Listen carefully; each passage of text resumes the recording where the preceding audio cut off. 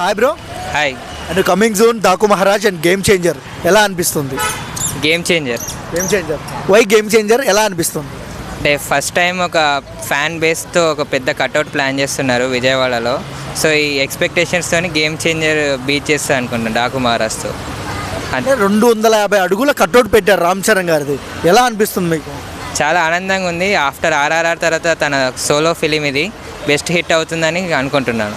ఎలాంటి రికార్డులు షేక్ చేయొచ్చు? అంటే పుష్ప రికార్డులు షేక్ చేయొచ్చా గేమ్ చేంజర్? ఆ పుష్ప రికార్డ్ షేక్ అయ్యే అవకాశాలు ఉన్నాయండి. మరీ అంత ఫ్యాన్ బేస్ ఉంది కాబట్టి అలవాటు. అంటే పంచగట్టులో ఎలా అనిపించారు చరణ్ గారు? ఓకే అండి, కొద్దిగా ఫార్మల్ లుక్ బాగుంది. ఎప్పుడు ట్రై చేయలేదు కాబట్టి బాగుంది. అంటే గేమ్ చేంజర్లో దాదాపు 3 లుక్స్ ఉన్నాయి బ్రో. లుక్ పర్పస్ మీద ఎలా అనిపించారు?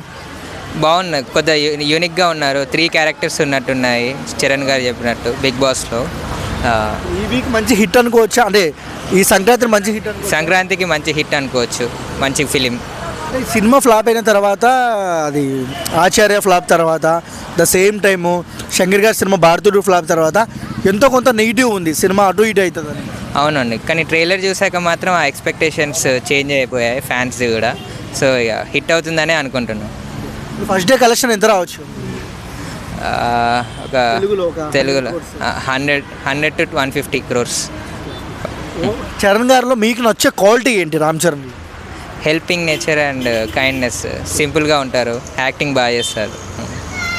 అల్లు అర్జున్ గారికి అండ్ రామ్ చరణ్ గారికి డిఫరెన్స్ ఏంటి బయట పబ్లిక్లో?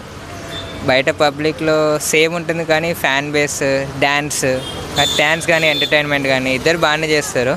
కాకపోతే చరణ్ గారు కొద్దిగా బాగా పర్ఫామ్ చేస్తారు. అదే ఇద్దరిలో మీకు నచ్చే బయట బిహేవియర్ ఎవరిది బ్రో? రామ్ చరణ్ వర్సెస్ మన అల్లు అర్జున్? రామ్ చరణ్ ఎక్కువ ఉంటుంది.